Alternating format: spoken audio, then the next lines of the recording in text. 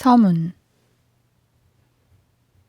나에게 주여 주여 하고 부르는 자마다 다 천국에 들어가는 것이 아니요 하늘에 계신 나의 아버지의 뜻을 행하는 자라야 되느니라. 그날에 많은 사람들이 나에게 주여 주여 우리가 주의 이름으로 예언하지 아니하였으며 주의 이름으로 마귀들을 쫓아내지 아니하였으며 또 주의 이름으로 많은 경이로운 일들을 행하지 아니하였나이까 라고 말하리니 그때 내가 그들에게 분명히 말하되 나는 너희를 전혀 알지 못하니 너희 불법을 행하는 자들아 내게서 떠나가라고 하리라. 마태복음 7장 21에서 23절. 수많은 사람들이 지옥에 갈 것이다. 자기는 하늘나라에 갈 것이라고 생각하는 수많은 사람들이 고통의 장소인 지옥에 가게 될 것이다. 선한 사람들, 도덕적인 사람들, 교인들, 재직들, 사제들, 설교자들 중 무수한 사람들이 자기는 구원받았다고 생각하지만 사실은 구원받지 못했으며 하늘나라에서 영복을 누릴 것이라고 생각하지만 하늘에서 쫓겨나고 말 것이다. 이것이 위에서 인용한 주님의 말씀의 정확한 의미이다. 때때로 우리는 일생에서 가장 부끄러웠던 순간에 대한 얘기를 듣는다. 그러나 위의 말씀에 기록된 대로 자기는 안전하다고 생각하지만 사실 구원받지 못한 수많은 사람들을 기다리고 있는 끔찍한 낭패와 절망과 수치에 비할 것은 아무것도 없을 것이다. 그들은 구원받았다고 말하지만 결국 심판에 처해질 것이다.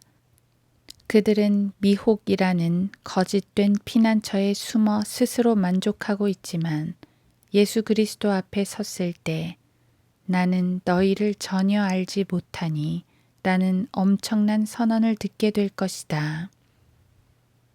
이것은 구원을 잃어버릴까봐 염려해야 된다는 말이 아니다.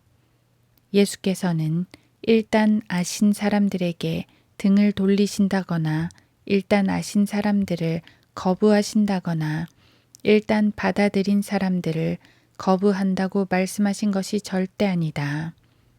위의 말씀은 교회 다닌다고 말하는 수많은 사람들을 향해 주님께서 나는 너희를 전혀 알지 못한다. 너는 구원받은 적이 없고 거듭난 적도 없다고 말씀하실 수밖에 없다고 경고하시는 말씀이다. 주여 주여 라고 외치는 사람 중 많은 이들이 하늘나라에 들어가지 못할 것이다. 훌륭한 일을 많이 했고 이런저런 모양으로 예수님을 열심히 섬겼어도 하늘나라에 들어가도록 허락받지 못할 것이다. 그들의 고백은 헛된 것이다. 교회는 다니지만 진짜 그리스도인은 아닌 사람들이기 때문이다. 그들은 변화된 것처럼 보일지는 몰라도 거듭나지는 않은 사람들이다. 손에 등은 들고 있어도 등을 밝힐 기름이 없는 사람들이다.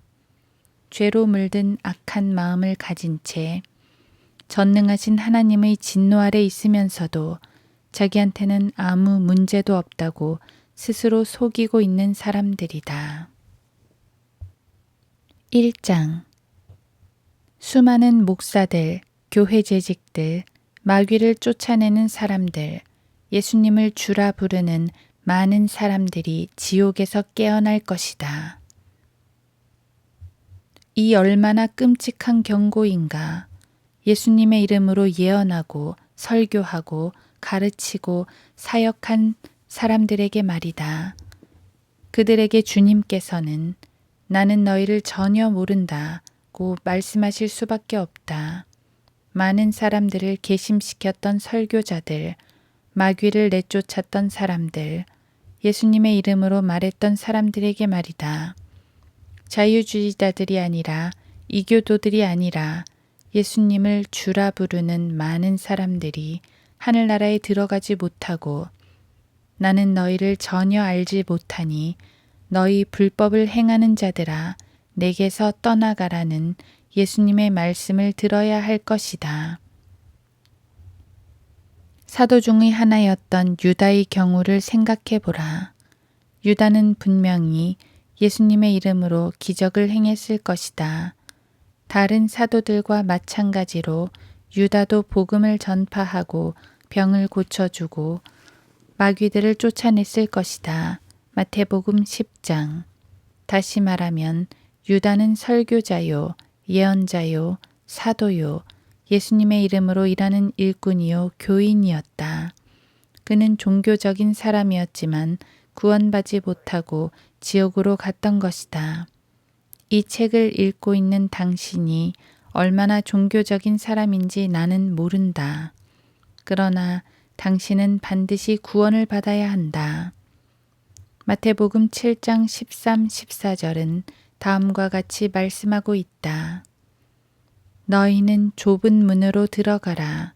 이는 멸망으로 인도하는 문은 넓고 그 길이 광대하여 그 길로 들어가는 사람이 많으나 생명으로 인도하는 문은 좁고 또 그 길이 협소하여 그 길을 찾는 자가 적음이니라. 예수 그리스도께서는 하늘나라에 가는 사람들보다 훨씬 더 많은 사람들이 지옥으로 간다고 말씀하셨다. 이 얼마나 놀랍고도 슬픈 사실인가. 생명으로 인도하는 문은 좁고 협소하기 때문에 그 길을 찾는 자가 적으나 멸망으로 인도하는 문은 넓고 그 길이 광대하여 많은 사람들이 그 길로 들어선다고 주님께서는 말씀하신다.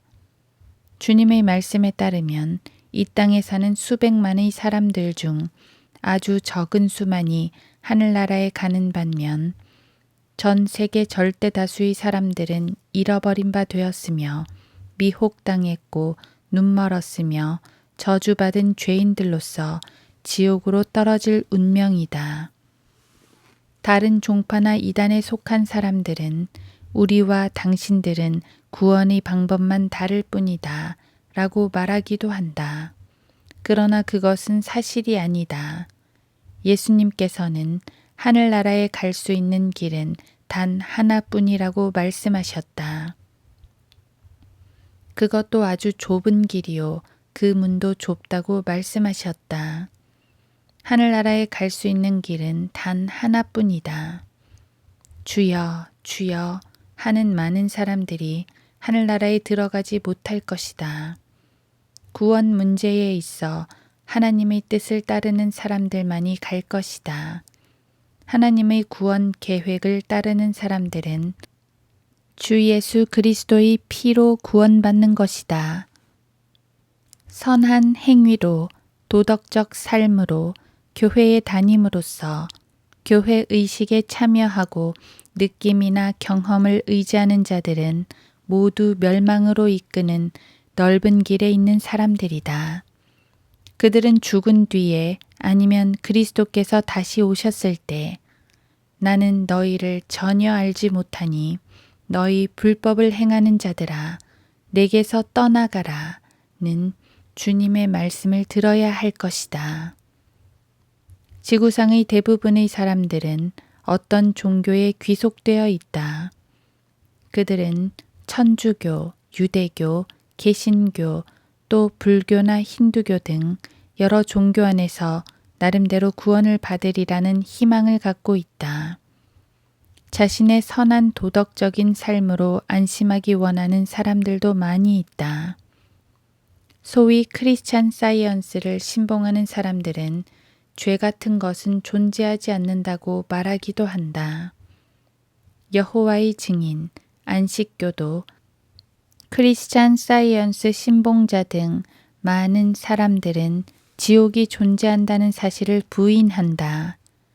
무수한 사람들이 어떤 종교적 의식을 통해 구원받는다고 믿으며 또 무수한 사람들이 일생 동안 선한 행위를 하고 도덕적으로 살면 하나님의 진노로부터 피할 수 있다고 생각한다.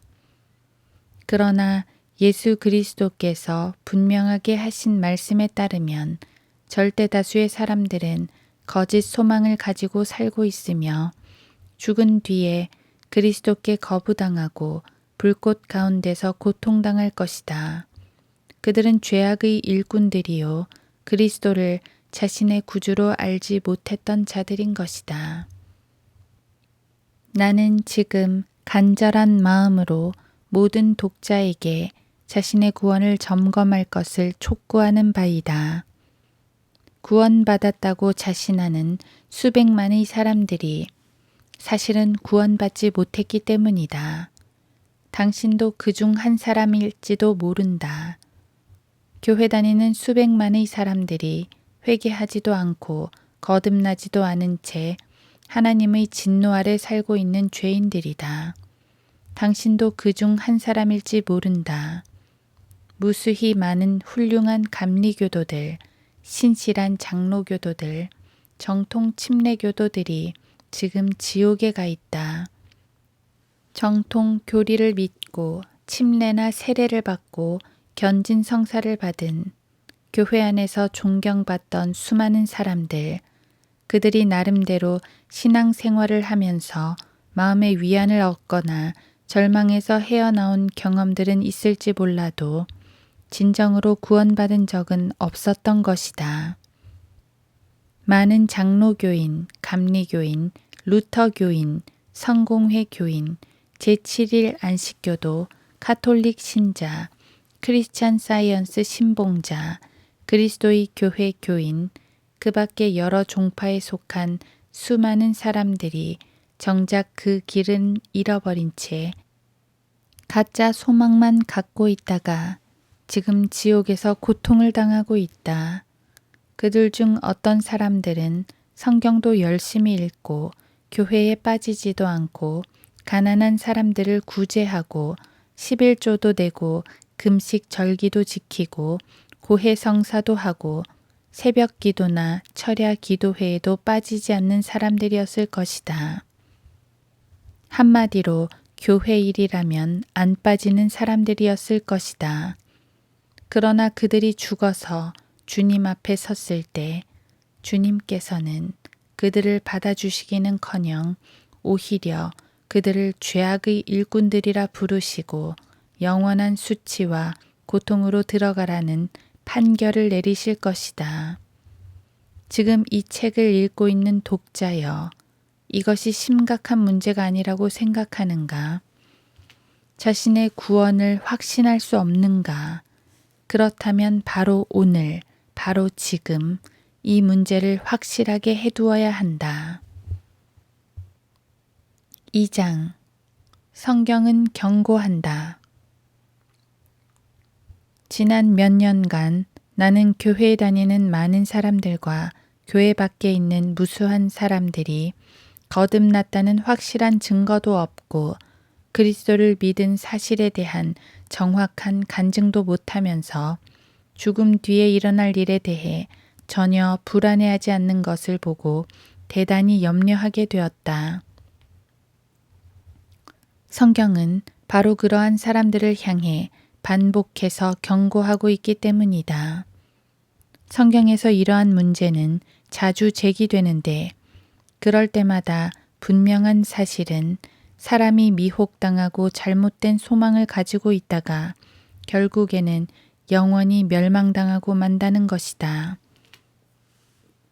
주님께서는 보라, 씨 뿌리는 자가 뿌리러 나가서 씨를 뿌렸는데 어떤 씨는 길가에 떨어지니 새들이 와서 먹어버렸고 어떤 씨는 흙이 얕은 돌짝밭에 떨어지니 흙이 깊지 아니하므로 곧 싹이 나오나 해가 솟아오르자 시들었으며 뿌리가 없으므로 말라버렸고 마태복음 13장 3에서 6절 라고 말씀하셨다. 씨앗이 돌짝밭에 떨어졌다는 것은 복음을 듣기는 듣고 어느 정도 마음도 움직였지만 진실로 개심하지는 않은 사람을 말한다. 이런 사람들을 예수님께서는 돌짝밭에 씨가 뿌려졌다는 것은 그 말씀을 듣고 즉시 기쁨으로 말씀을 받으나 그 사람 안에 뿌리가 없으므로 잠시 견디다가 말씀으로 인하여 환난이나 박해가 닥쳐오면 즉시 실족하는 사람이요 라고 하셨다. 마태복음 13장 20, 21절. 이들은 그리스도인인 채 하나 자기 안에 뿌리가 없다. 잠시 동안은 말씀을 기쁨으로 받지만 마음 안에는 어떤 은혜의 역사도 없었고 새로운 탄생, 즉 실제적인 거듭남의 사건이 일어나지 않은 것이다. 이 비유를 통해 예수님께서는 구원받지 않은 사람들을 두 부류로 나누고 계신다.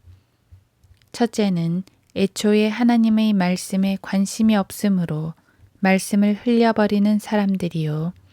둘째는 말씀을 기쁨으로 받고 그리스도인처럼 말하기도 하고 하늘나라의 소망을 갖고 있기도 하나 정말로 구원받은 경험이 없는 자기들 안에 뿌리가 없는 사람들이다.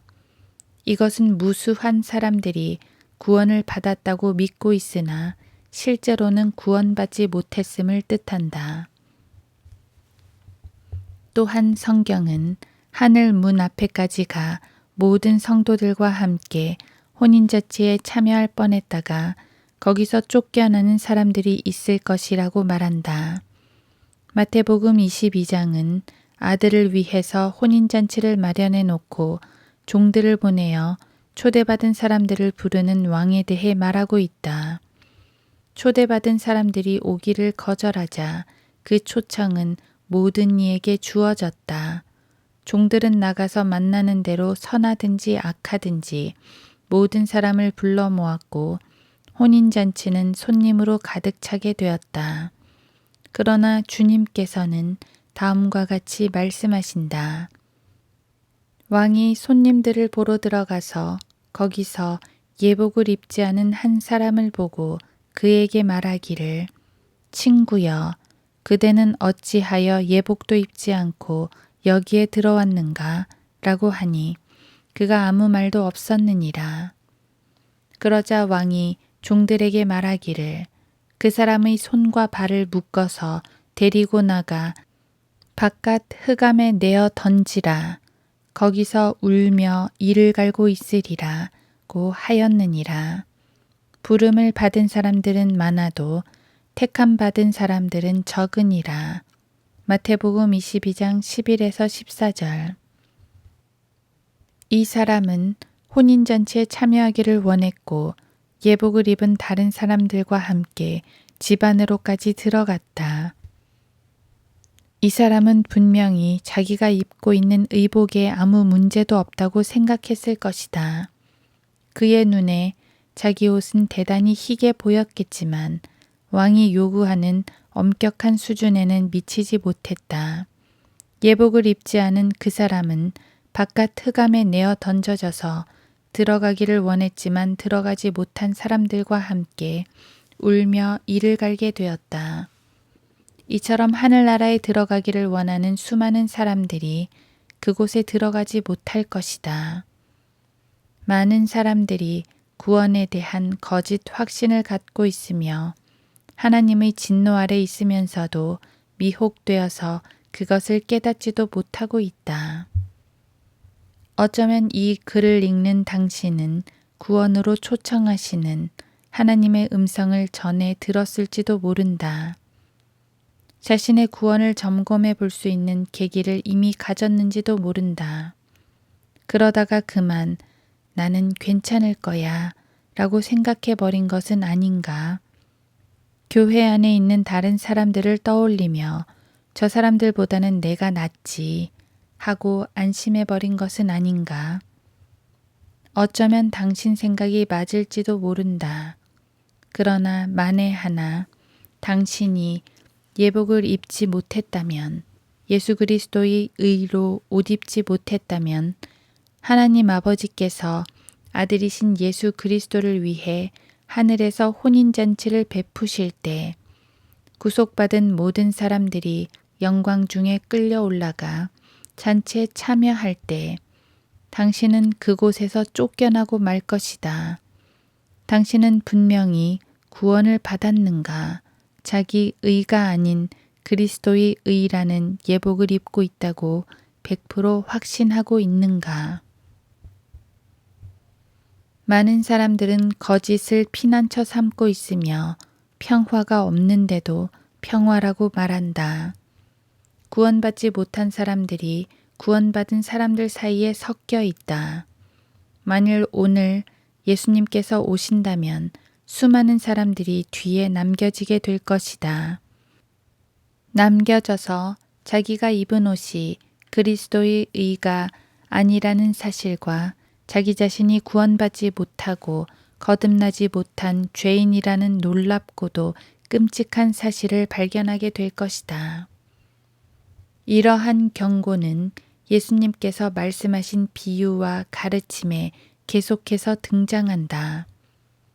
주님께서는 바다에 던져져서 좋은 고기와 나쁜 고기를 낚아올리는 그물에 대해 말씀하셨다. 이 비유에서 중요한 것은 나쁜 고기가 바다에 있지 않았다는 사실이다. 나쁜 고기는 그물 안에 좋은 고기와 섞여 있었다. 마태복음 13장 47에서 50절.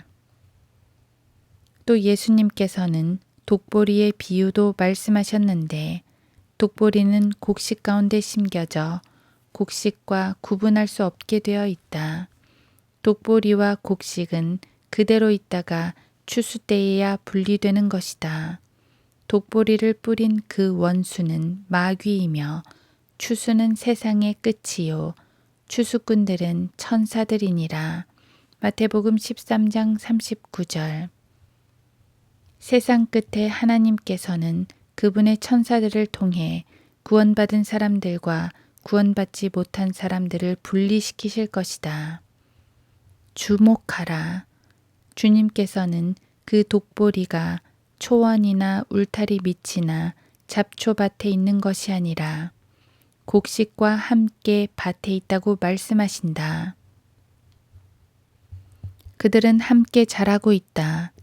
거듭나지 못한 미혹당한 죄인들은 하나님의 자녀들 가운데서 독이나 퍼뜨리고 있다가 어느 한날에 자기들이 영원히 저주받았다는 무시무시한 현실에 직면하게 될 것이다. 나는 간절한 마음으로 당신에게 요청하는 바이다. 당신의 구원을 점검하라. 바로 오늘 이 문제를 해결하라. 설교자들도 마찬가지이다. 그들이라고 예외가 될 수 없다. 자신이 하나님의 자녀인지를 정말로 확신할 수 있을 때까지 자신의 구원을 점검해 봐야 한다. 많은 설교자들이 미혹당한 채 살다가 구원받지 못하고 죽었기 때문이다.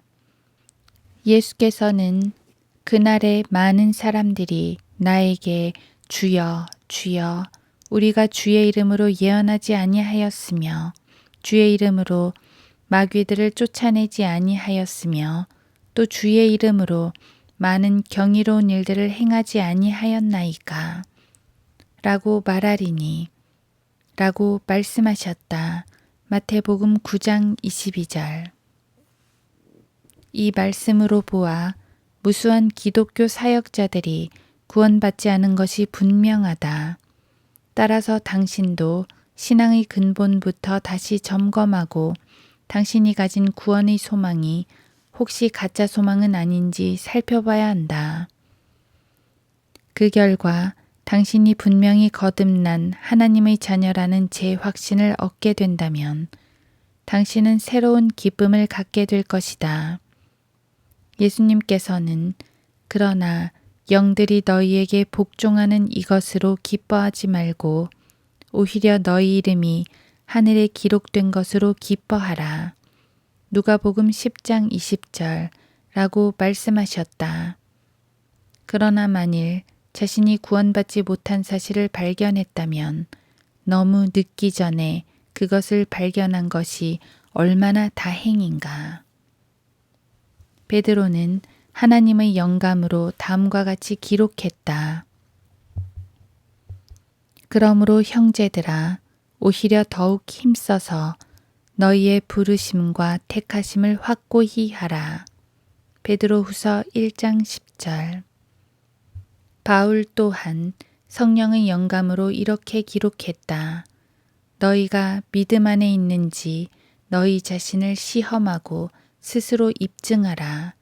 예수 그리스도께서 너희 안에 계신 것을 스스로 알지 못하느냐.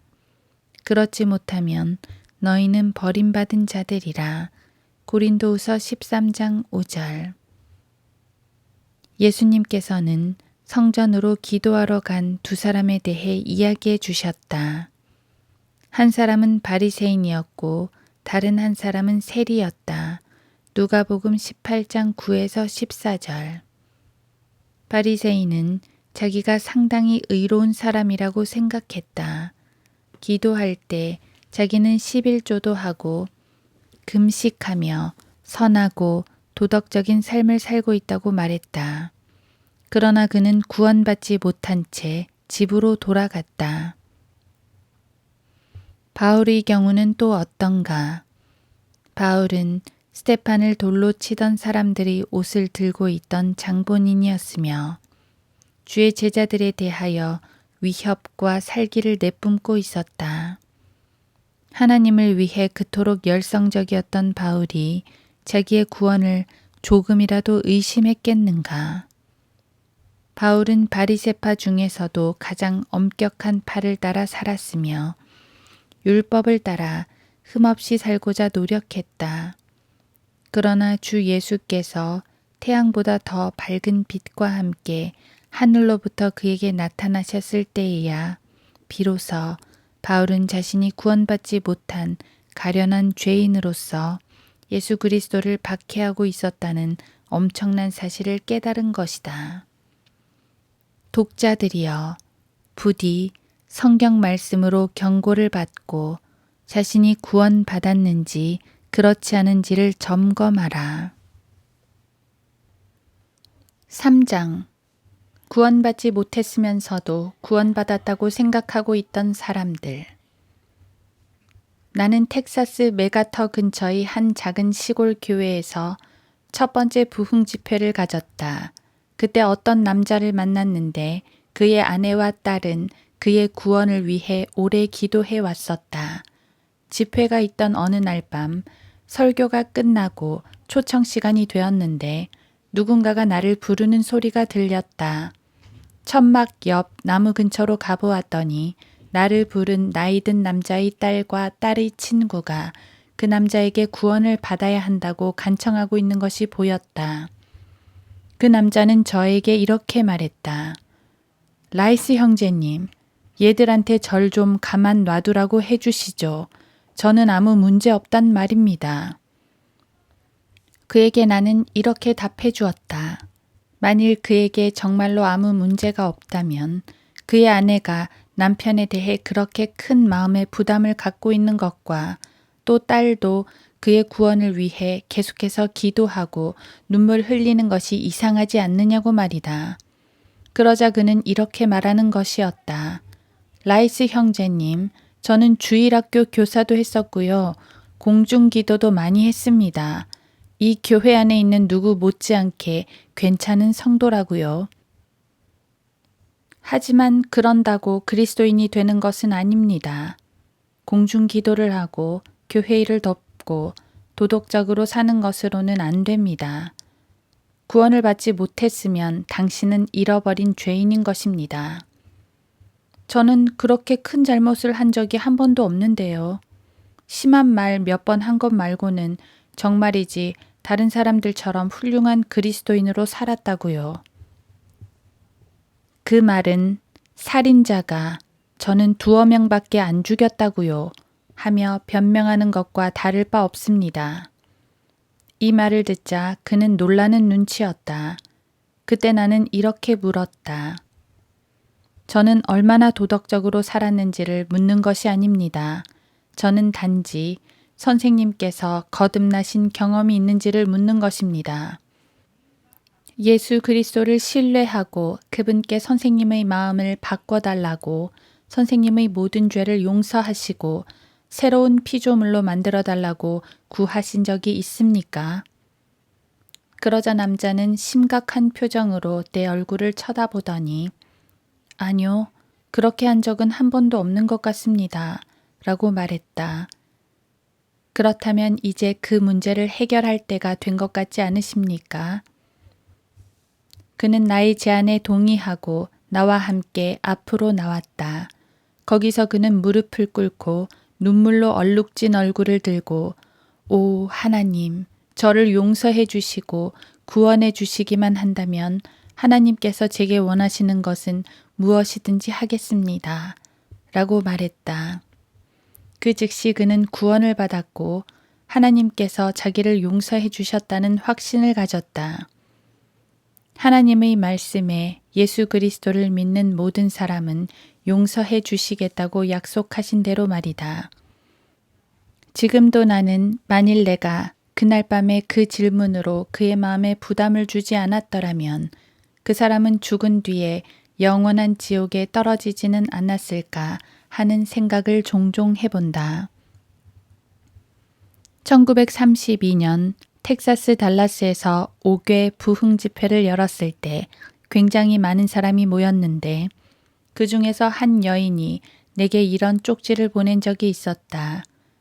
라이스 형제님, 저는 22년 동안 교회를 다녔습니다. 그 22년 동안 저는 회개한 적도 없고 하나님의 자녀가 된 적도 없다는 사실을 알고 있습니다. 그렇지만 교회는 그렇게 오래 다녔으면서도 구원받지 못했다는 사실을 고백하기가 너무나 수치스러웠습니다. 남편이 그 사실을 알면 너무나 실망할 거라고 생각했죠. 남편은 아마 제가 위선자라고 생각했을 겁니다. 사실 저는 위선자였는지도 모르죠. 나는 그 여인과 그녀의 남편에게 이렇게 답해 주었다. 주 예수 그리스도를 만났을 때 나는 너희를 전혀 알지 못하니 너희 불법을 행하는 자들아 내게서 떠나가라 는 말씀을 듣기보다는 차라리 지금 수치를 당하는 것이 나으며 자기가 구원받지 않았음을 고백하고 그리스도께 자비와 구원을 구하는 편이 낫지 않겠냐고 말이다. 그 다음 집회 날 그녀는 눈물을 흘리며 나와서 그리스도를 영접했다. 그녀는 구원받지 않은 채 교회만 다니고 있었다고 고백했다. 그 뒤 곧바로 그녀는 침례를 받고 확신과 기쁨에 찬 그리스도인의 삶을 살게 되었다. 몇 년 전에 타스 포트워드에서 큰 부흥 집회를 열었을 때 한 젊은 여자가 울면서 내게 오더니 이렇게 말한 적이 있다. 교회 회원 명단에 제 이름이 올라 있긴 하지만 어린 양의 생명의 책에는 기록된 적이 없는 것 같아요. 그 사실을 제때에 깨달았으니 얼마나 다행인가. 또 어떤 사람은 이렇게 말하기도 했다. 저는 침례도 받았습니다. 하지만 이제는 거듭나길 원해요. 4장 주여 주여 하는 자가 아니라 구원에 있어서 하나님의 뜻을 행한 사람들만이 구원받는다. 마태복음 7장 21절에서 예수님께서는 나에게 주여 주여 하고 부르는 자마다 다 천국에 들어가는 것이 아니요 하늘에 계신 나의 아버지의 뜻을 행하는 자라야 되느니라고 말씀하셨다.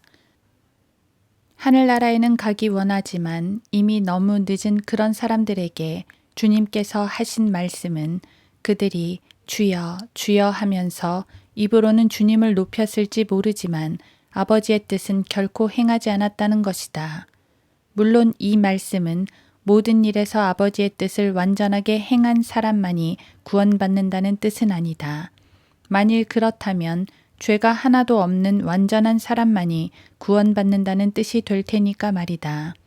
그렇게 되면 그리스도의 보혈은 아무 효력이 없어진다. 그러면 하나님에 의한 구원이 아니라 인간에 의한 구원이 되고 만다.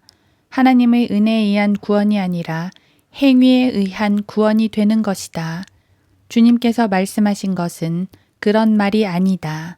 구원의 문제에 있어서 하나님의 뜻을 행하는 사람이 구원받는다는 말이다.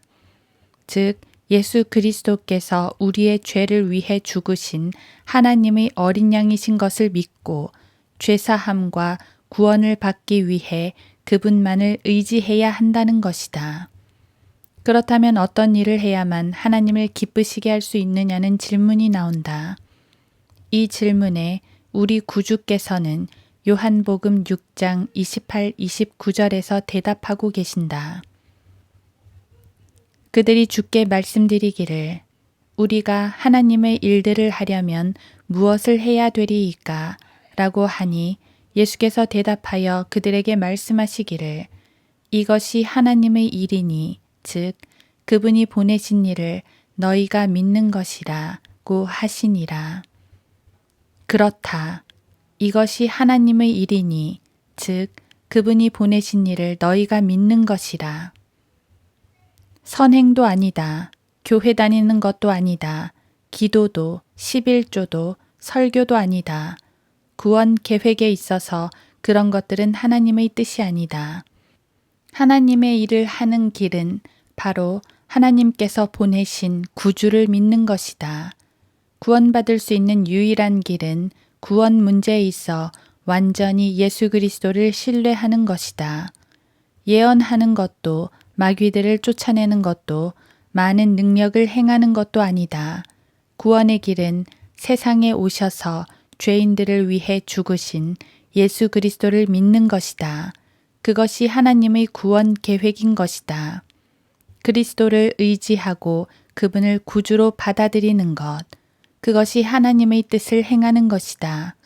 모든 사람이 아들을 믿고 영생을 얻는 것이 하나님의 뜻이다. 그 밖에 어떤 다른 방법으로 구원받기 원하는 사람은 아버지의 뜻을 행하는 것이 아니다. 5장 거짓을 피난처 삼고 이사야 선지자는 당대의 이스라엘 백성에게 다음과 같이 경고했다. 너희가 말하기를 우리가 사망과 더불어 언약을 맺었고 우리가 지옥과 더불어 합의하였도다. 넘치는 재앙이 지나갈지라도 우리에게 임하지 못하리니 이는 우리가 거짓을 우리의 피난처로 삼았고 허위 아래 우리가 우리 자신을 숨겼음이라 하였도다. 그러므로 주 하나님이 이같이 말하노라. 보라, 내가 시온에 한 돌을 기초로 두었나니 시험받은 돌이요 귀한 모퉁이 돌이며 단단한 기초라. 믿는 자는 다급하게 되지 아니하리라. 나는 또한 공의로 주를 삼고 의로 추를 삼으니 우박이 거짓말의 피난처를 쓸어버리며 물들이 그 은신처에 넘쳐 흐르리라. 사망과 더불어 맺은 너희의 언약이 무효화되며 지옥과 한 너희의 합의가 서지 못하리니 넘치는 재앙이 지나가면 너희가 그것에 짓밟힘을 당하리라. 이는 침상이 짧아서 사람이 자신을 그 위에 펼 수도 없으며 이불이 좁아서 자신을 그것으로 쌀 수도 없음이라. 이사야 28장 15에서 18절 20절 친애하는 독자여, 우리가 거짓을 우리의 피난처로 삼았고 허위 아래 우리가 우리 자신을 숨겼음이라. 는 말씀이 당신에게 해당되는 말은 아닌가.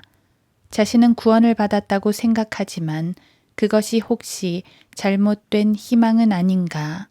만일 그렇다면 우박이 거짓말의 피난처를 쓸어버리며 물들이 그 은신처에 넘쳐 흐르리라는 하나님의 말씀은 바로 당신에게 해당되는 것이다. 거짓을 피난처 삼고 있다면 하나님의 심판의 채찍이 왔을 때 결코 피할 수 없을 것이다. 하늘로 갈 수 있는 유일한 소망은 귀중한 모퉁이 돌이요 확실한 기반인 반석, 예수 그리스도 안에서만 찾을 수 있다. 다른 모든 피난처는 거짓의 피난처요 사탄의 미혹이며 저주받은 자들을 고통의 장소로 안내하는 거짓된 소망이다.